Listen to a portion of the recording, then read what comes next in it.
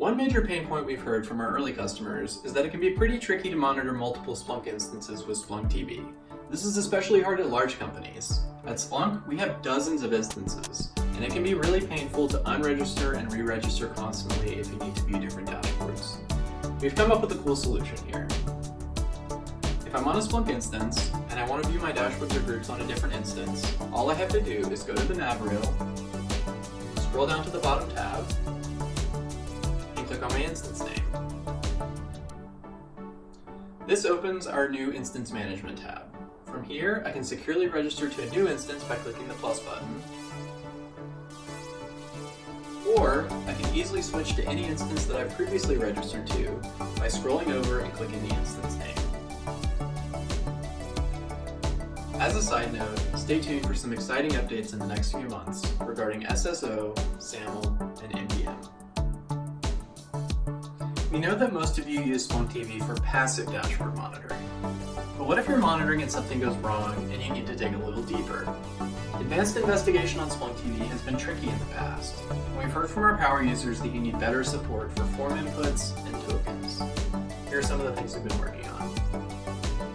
First up, we've added support to set and unset tokens.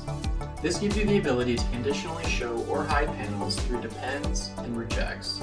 On this dashboard, we're using rejects to make certain panels hide themselves based off of the dropdown. Watch what happens when I update the selection. Under the hood, changing that form input updated a token that then changed the visibility of the underlying panels. It's pretty cool. There's also something else new about this dashboard. In the past, Splunk TV grouped all form inputs together in a single bar at the top of the screen. This made it easier to find the one you wanted to change, but it caused issues on dashboards where form inputs weren't necessarily globally scoped. We've recently added the ability to update form inputs outside of this global level. As you can see on this dashboard, there's a form input nested inside the bottom panel. I can now scroll down and edit the form input inside that bottom panel, and it will update the data only in that panel. This makes complex Splunk dashboards much easier to view and edit on Splunk TV.